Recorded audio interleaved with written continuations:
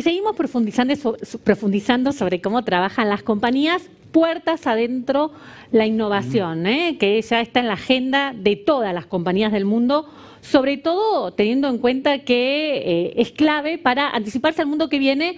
Y este dato tan interesante que nos comentaban los oradores anteriores, de ya todo es transversal, es decir, una empresa que era de un sector ya no es tan esquemática de ese sector.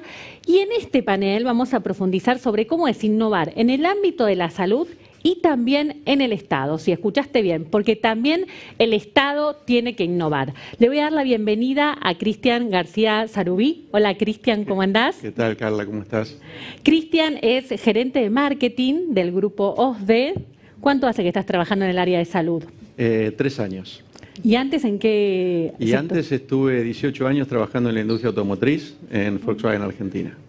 Ah, bueno. O sea que arrancaste hace 3 años, tuviste un año de normalidad y después te cambiaron todos los esquemas. Sí, tuve una entrada en calor normal, digamos, y después sucedió lo de la pandemia. Así que un proceso de muchísimo aprendizaje y de mucha responsabilidad, ¿no? Porque vos hablabas de transversalidad y la verdad que la comunicación no escapa a lo transversal. Y cuando se trata de salud es un tema súper importante. Es muy interesante lo que pasó en el último año y medio sobre cómo se acercó, ¿no? Las empresas, las organizaciones del sector de la salud a la gente, ¿no? Cómo cambió un poco todo ese paradigma y la percepción que teníamos del área. Nos dimos cuenta de la importancia. Sí, porque paralelamente uno no puede escapar al contexto, ¿no? Y el contexto es un contexto de crisis. Y las marcas o las organizaciones que trabajamos mucho en lo aspiracional, en el capital marcario, de golpe, digamos, lo aspiracional es solucionar los problemas del día a día de la gente relacionados a salud. Claro. Entonces, la responsabilidad es enorme y los grandes desafíos es qué canales de comunicación utilizamos y qué contenido le damos a esos canales para llevarle tranquilidad a los socios. Sobre eso vamos a profundizar, pero antes vamos a presentar tu bio. Cristian García Sarubí, gerente de marketing, publicidad e imagen corporativa Grupo OSDE. Asumió esta responsabilidad hace 3 años y previamente fue gerente general de Volkswagen Argentina, donde trabajó 18 años. Cristian es licenciado en Administración de Empresas y magíster en Gestión de las Comunicaciones en las Organizaciones de la Universidad Austral, y está cursando el 2º año del doctorado en Comunicación Social en la Escuela de Posgrados de la Universidad Austral. En su tiempo libre disfruta leer, escribir e invitar a comer asados en su casa. Comparte también el panel Susana Baldini. Susana es directora médica de la Cámara Argentina de Especialidades Medicinales, de KM. Hola, ¿cómo andás? ¿Qué tal? ¿Cómo estás? Buenos días.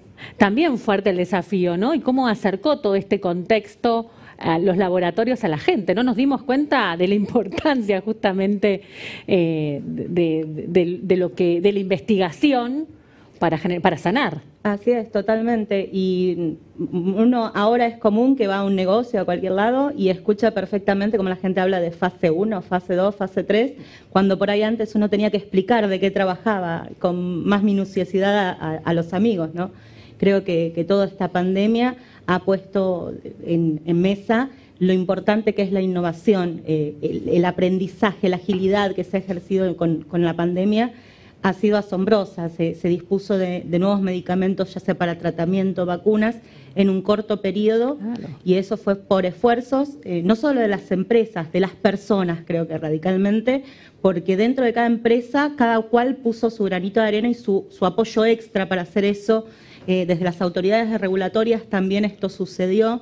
Tenemos que pensar que todo esto se produjo siendo atravesados por un cambio de tecnología sí o sí. O sea, todo se tuvo que virtualizar, oficinas del Estado que por ahí no estaban virtualizadas, tuvieron que seguir haciendo sus actividades, y eso creo que fue un esfuerzo que fue más allá de las instituciones y de las empresas.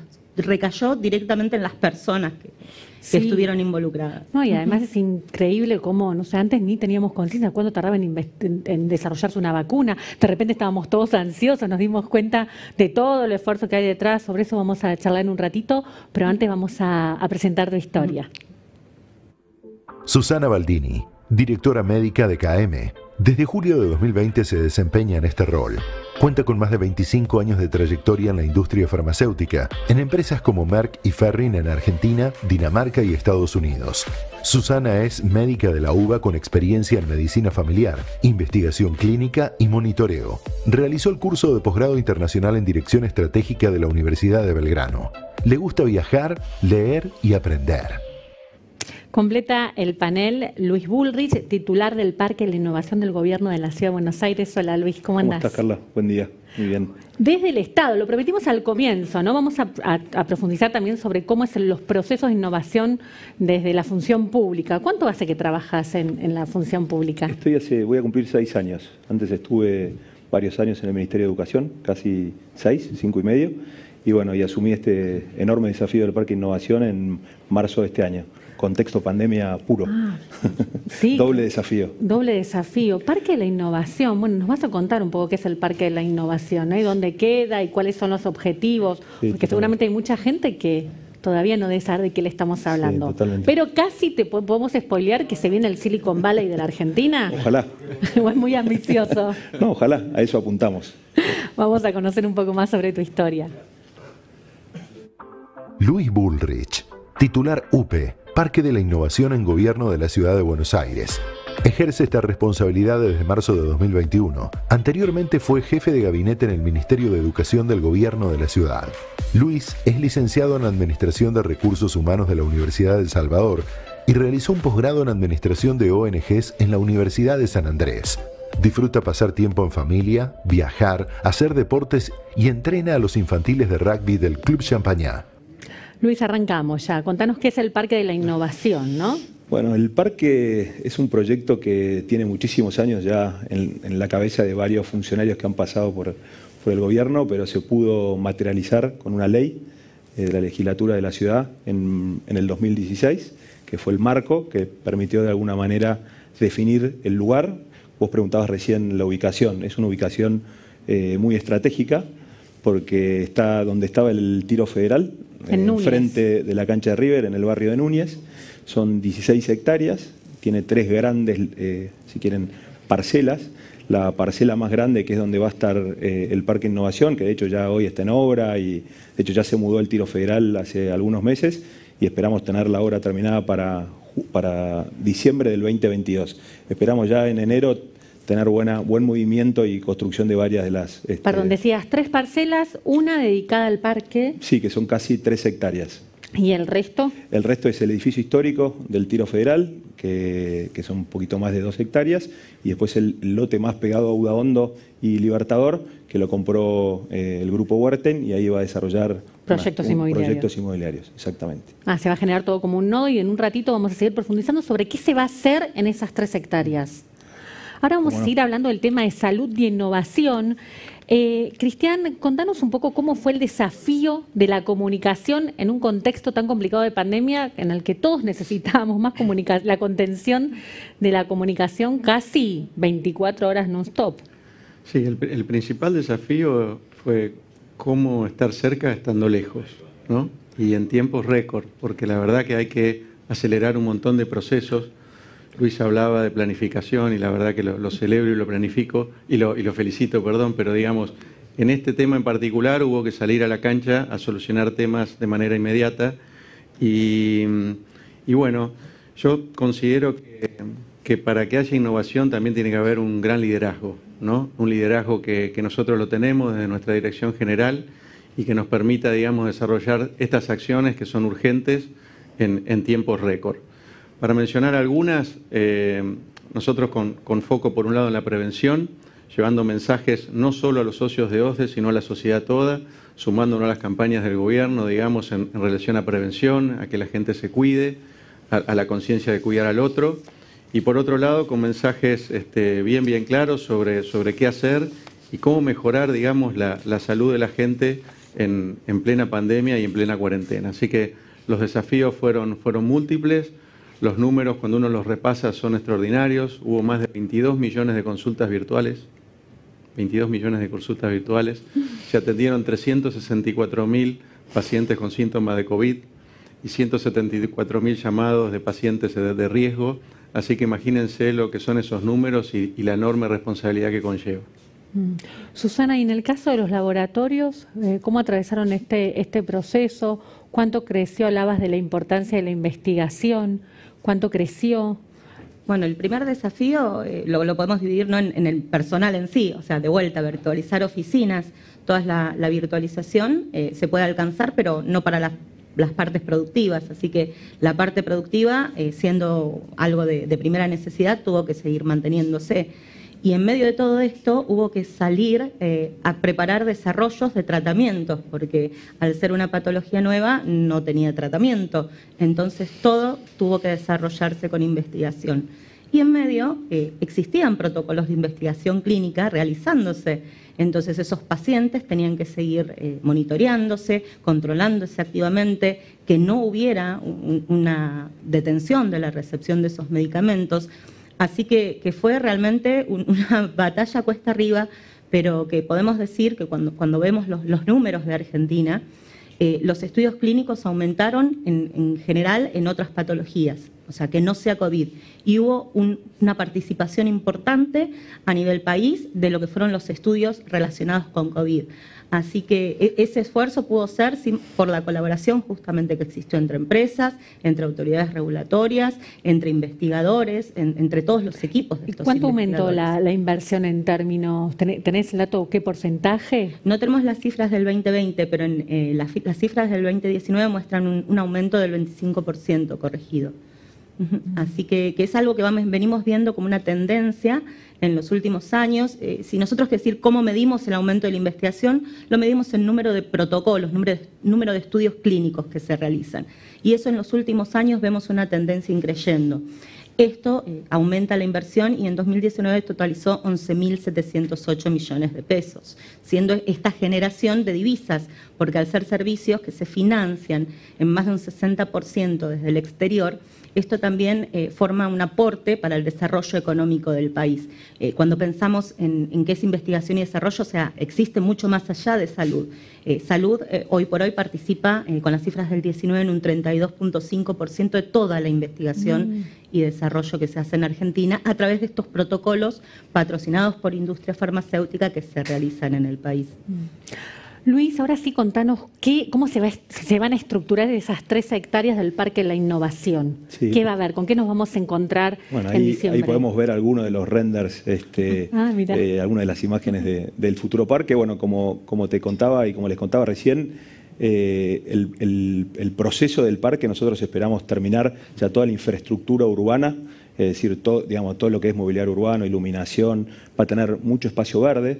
Va a tener mucho espacio público porque no solamente vamos a buscar generar un ecosistema donde participen investigadores. Susana hablaba recién de la importancia de los investigadores en el proceso. Nosotros definimos el parque como 3 grandes verticales, ¿no? Educación, salud y tecnologías exponenciales. Y lo que nosotros buscamos de alguna manera como gobierno es atraer y potenciar y generar y facilitar un poco las condiciones para que todo esto que Susana estaba contando pase en la ciudad. La ciudad es una ciudad con muchísimo talento, con más de 35 universidades, con más de 120.000 estudiantes que estudian carreras de ingeniería o carreras STEM. Entonces, para nosotros que exista, la ciudad de Buenos Aires se debía a un punto así estratégico donde potencie la innovación, la investigación, el desarrollo, la creación de patentes, de empresas. Digamos, ahora está tan de moda hablar de los unicornios y decimos, bueno, lo que nosotros soñamos es que en el parque se genere lo próximo, ¿no? Y vos preguntabas, ¿qué es lo que nos vamos a encontrar? Son 32 parcelas en estas casi 13 hectáreas. Como te decía, uno de los verticales que ya podemos empezar a contar lo que va a pasar ahí es que va a haber mucha presencia de universidades. ¿Ya están algunas cerradas? ¿Cuáles van a estar? Tenemos la Universidad de Buenos Aires, que le dimos una concesión por 100 años, la UTN, que una concesión por 50 años. Ya compraron en subasta pública dos parcelas muy grandes, el ITBA, y la semana pasada la Universidad de Itela. O sea, vamos a tener un potencial de talento gigante en el parque y eso nos entusiasma, porque cuando nosotros empezamos a mirar, y charlábamos un poco antes de empezar en el panel, digo, ¿qué miramos y en qué nos inspiramos, ¿no? Y una de las cosas importantes cuando uno piensa un parque científico-tecnológico es aprender. Vos hablabas de Silicon Valley, pero digo, hay que aprender un poco de las buenas experiencias del mundo, ¿no? ¿Y cuáles miraron? Y miramos Israel, después miramos Corea y después empezamos a mirar un poco Iberoamérica, ¿no? En Málaga y en Barcelona está el @22 y lo que es en Latinoamérica miramos en Medellín, el Parque Medellín, que es un ejemplo y viene trabajando muy bien hace un montón de años, y en el sur de Brasil, en Porto Alegre, el Tecnopuc también. Así que fue una inspiración grande para decir, bueno, cuando pensamos este proyecto, bueno, ¿qué hay que, digamos, a la hora de presentar el concurso internacional, porque esto fue a través de un concurso internacional que ganó el arquitecto Varas, cuando diseña el parque, qué cosas tiene que tener en cuenta, ¿no? Y la convivencia en el espacio público para nosotros, como sabés, el gobierno de la ciudad trabaja mucho en la convivencia en el espacio público, que sea una ciudad a escala humana, digamos, y que la gente y los vecinos lo puedan vivir, que ese es otro de los grandes objetivos que tenemos en el parque. Por eso hablamos de 5 plazas, o sea, va a tener 5 plazas muy grandes que van a estar distribuidas estratégicamente a lo largo de todo el parque. Vamos a tener como un bosque en el costado pegado a la Lugones, y después vamos a tener un corredor central de 30 metros de ancho, verde.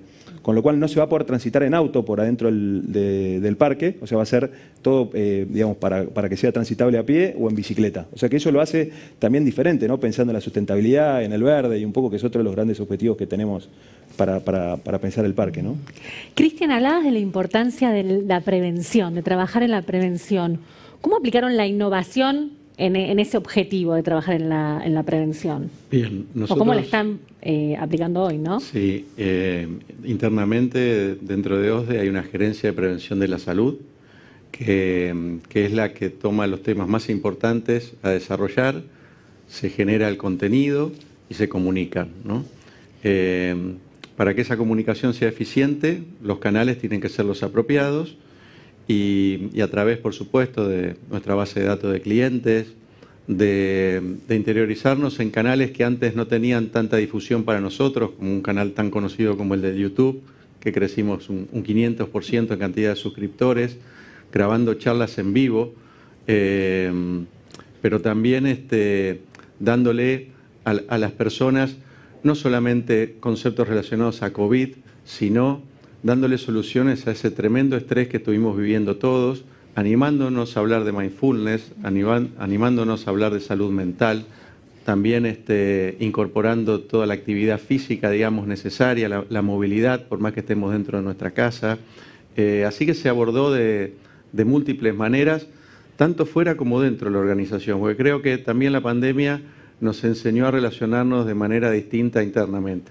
Y creamos un programa que se llama Somos OSDE, un poco para seguir generando este sentido de pertenencia, porque muchos de nosotros tuvimos que asumir roles distintos a los que estábamos acostumbrados y a veces se pierde un poco, digamos, esa cercanía que uno usualmente, digamos, tenía con la presencialidad.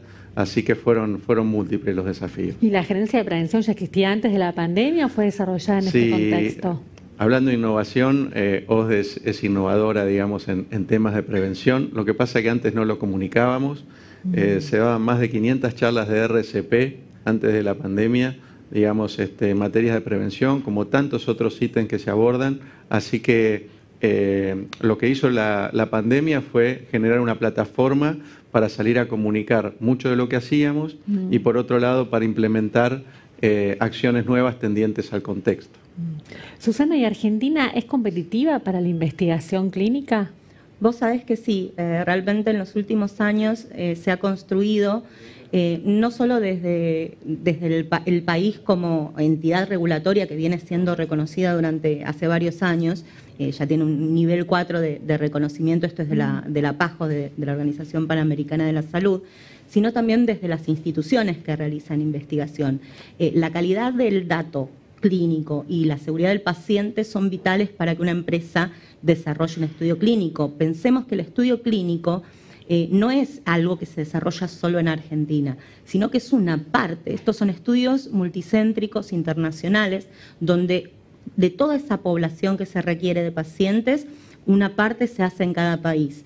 Esos datos tienen que ser cuidados de una manera muy rigurosa en cuanto al protocolo científico, porque luego se tiene que realizar un análisis mancomunado para ver la seguridad y eficacia de esos medicamentos.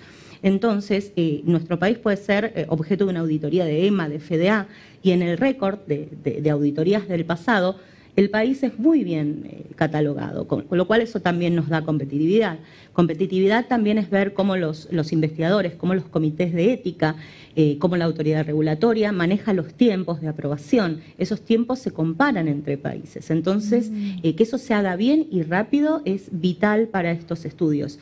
y que luego eso sea confiable, que se mantenga en el tiempo. Entonces, como vemos, en el tiempo, a lo largo de la historia se van manteniendo estos tiempos, esta competitividad, el proceso se vuelve confiable y ese número de protocolos de investigación clínica va subiendo y así con ello la inversión.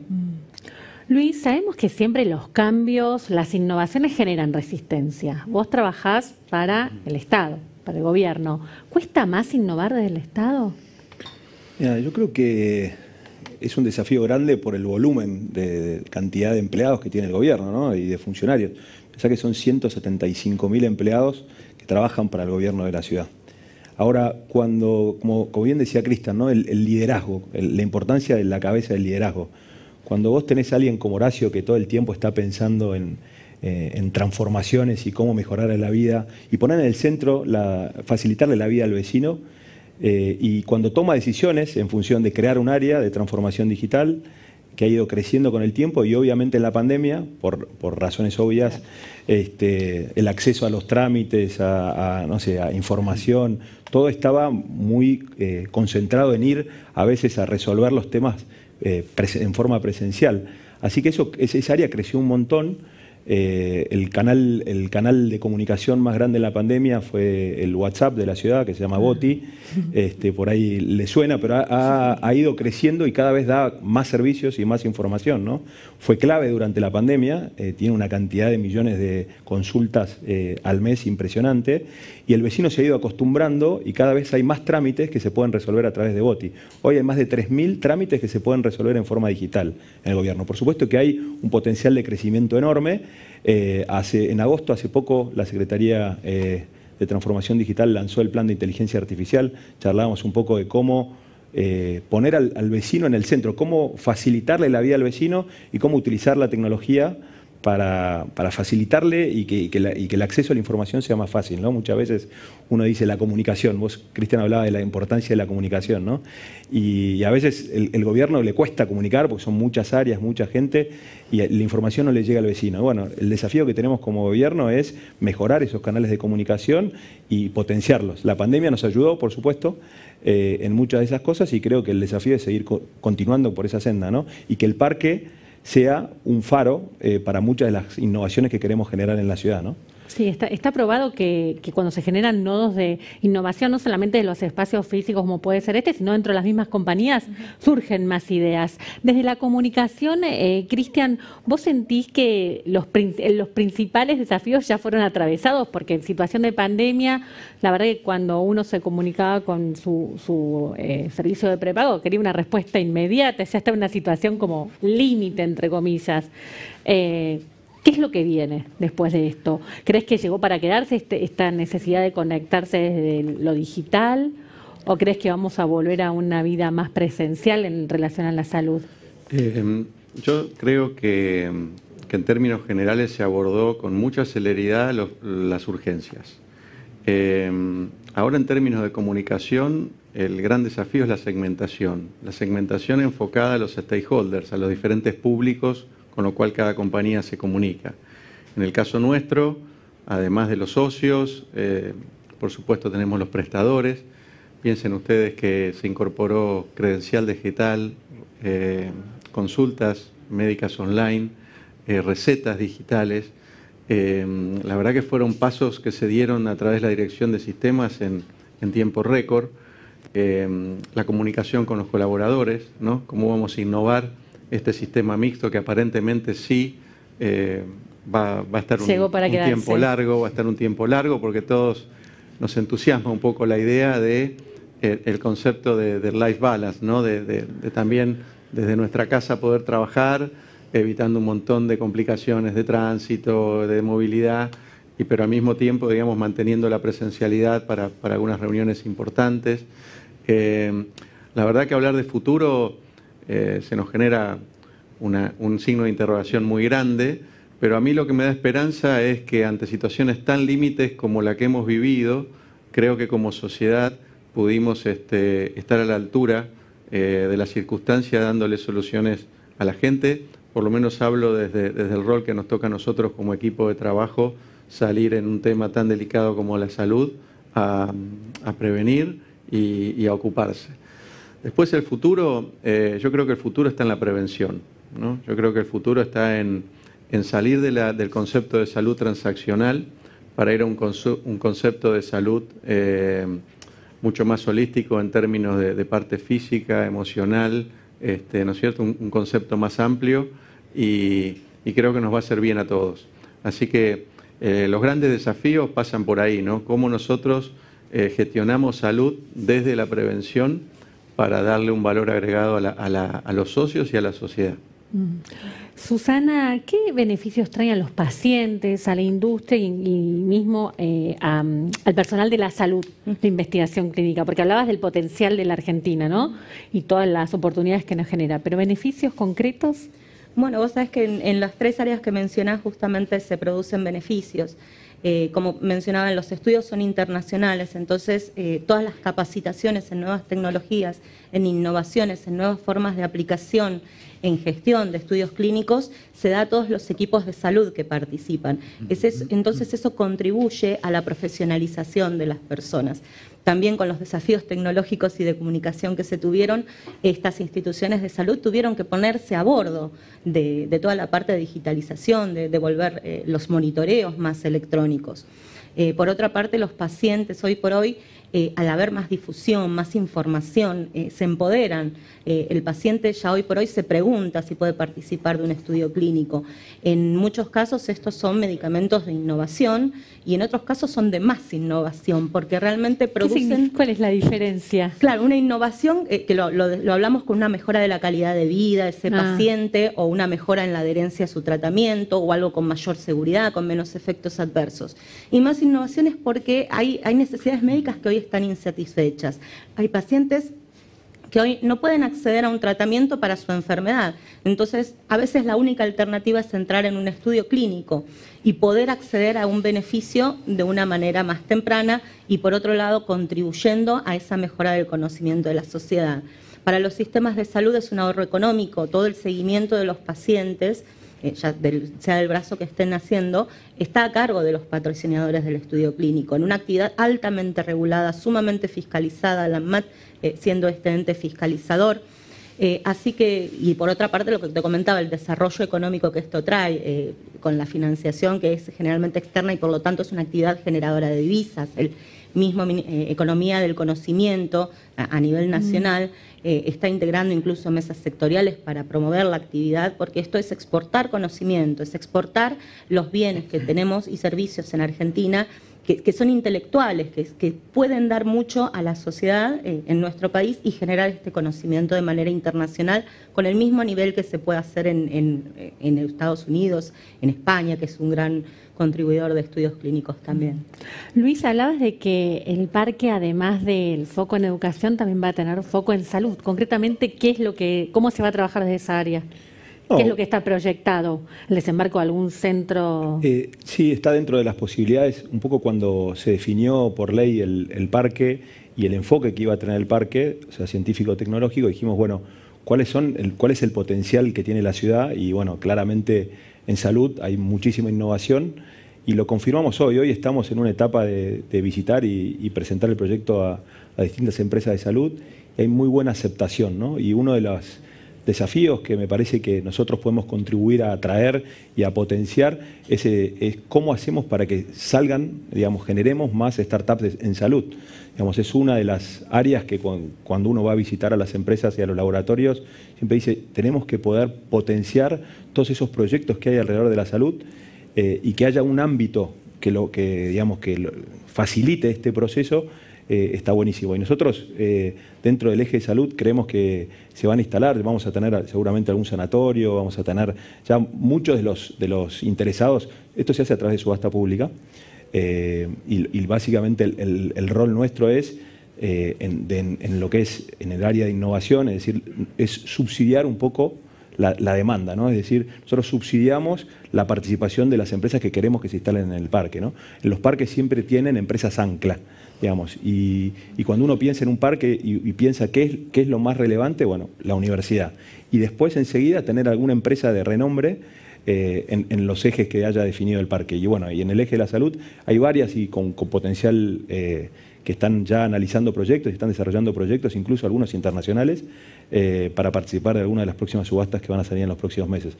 Tenemos muchísima expectativa de poder generar un ecosistema que reúna profesores, investigadores, emprendedores, aceleradoras, estudiantes, o sea, generar un ecosistema ahí que esté todo el tiempo pensando en innovar y en generar y en potenciar, ¿no?, el talento que hay en la ciudad, ¿no?, que es enorme. ¿Y ya tienen estudiado qué cantidad de gente va a mover en la zona o cuál es el monto? Es decir, ¿cuánto dinero va a manejar la zona? Es difícil de prever porque... Sí, hicimos algunos estudios. Calculamos que diariamente se van a... el impacto económico, sí. Calculamos que alrededor de 30.000 personas se van a mover diariamente adentro del parque, de los cuales van a ser 18.000 estudiantes por las universidades, entre 2.000 y 3.000 investigadores y profesores. Después 6.000 personas calculamos que van a habitar dentro del parque, es decir, que el parque va a tener, porque uno de los ejes también es que haya edificios de coworking y co-living, o sea, todo lo que son residencias universitarias, que de hecho es una demanda grande de las universidades, ¿no? Que haya más espacios para que los estudiantes del interior e internacionales se puedan instalar. Entonces, calculamos alrededor de 6.000, como te decía, 6.000 personas viviendo dentro del parque y 11.000 personas entrando y saliendo a trabajar dentro del parque. O sea que pasa a tener 30.000 personas, es un barrio más de la ciudad. O sea, claro, es como un nuevo barrio en la ciudad. Es un nuevo barrio de la ciudad, exactamente. Y el desafío que tenemos con la pandemia de por medio es cómo hacemos una infraestructura de calidad, cómo hacemos una buena conectividad, cómo podemos generar en ese espacio innovaciones para que los vecinos vivan mejor y para que los vecinos de la zona, que no necesariamente vivan en el parque, también puedan utilizar el espacio público para beneficiarse. Y vos hablabas y me preguntabas acerca del cálculo que hicimos, estimamos que entre el 1 y el 1.5% del PBI de la ciudad se va a mover dentro del parque. Ese es un poco el cálculo que hicieron los economistas del equipo. Cristian, hablabas de que desde la compañía implementaron un canal de YouTube con un crecimiento exponencial increíble. ¿Quién iba a pensar hace un par de años atrás que una compañía del sector de la salud iba a poner en marcha un canal de YouTube y además iba a dar récord de reproducción, que iban a hablar de mindfulness? ¿Sentís que la pandemia generó la, entre comillas, oportunidad de aprender un montón de cosas que si no hubieran demandado un montón de años más? Sí, como mencioné anteriormente, aceleró muchísimo los procesos de aprendizaje, muchísimo.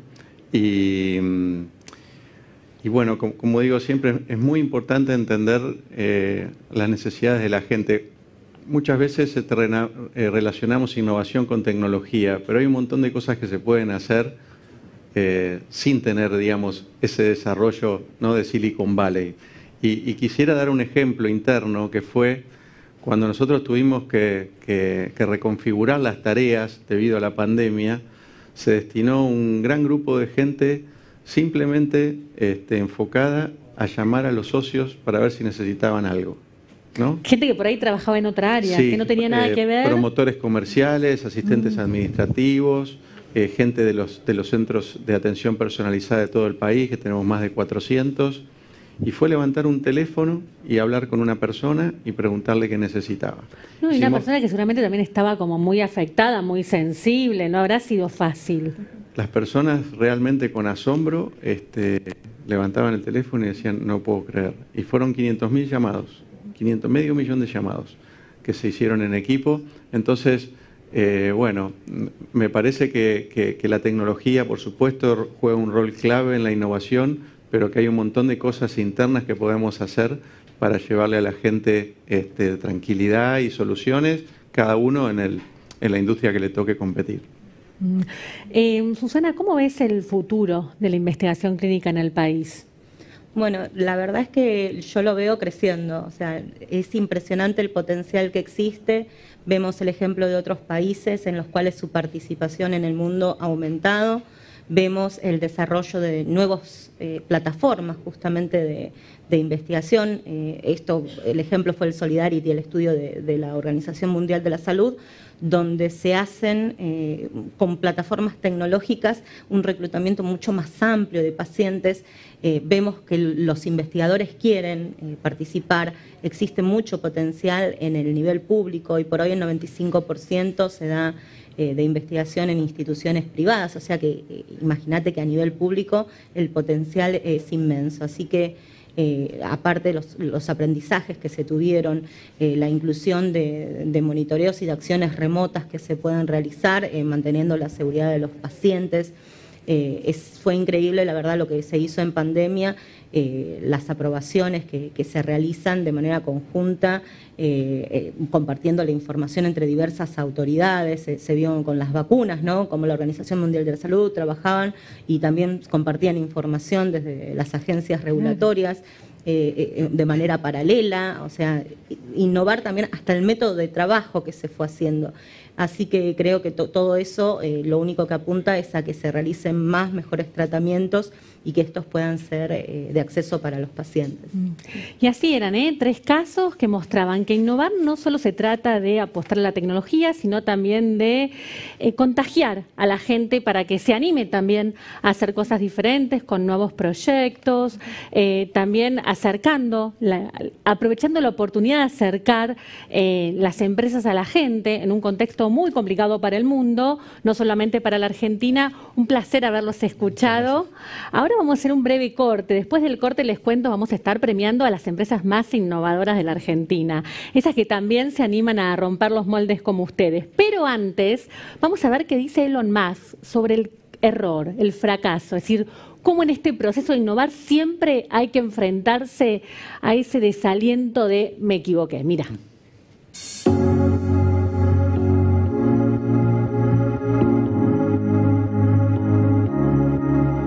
There needs to be an expectation of innovation. The compensation structure must reflect that. There must also be an allowance for failure, because if you're trying something new, necessarily there's some chance it will not work. So if you punish people too much for failure, then they will respond accordingly, and the innovation you will get will be very incrementalist. Nobody's going to try anything bold for fear of getting fired or being, punished in some way.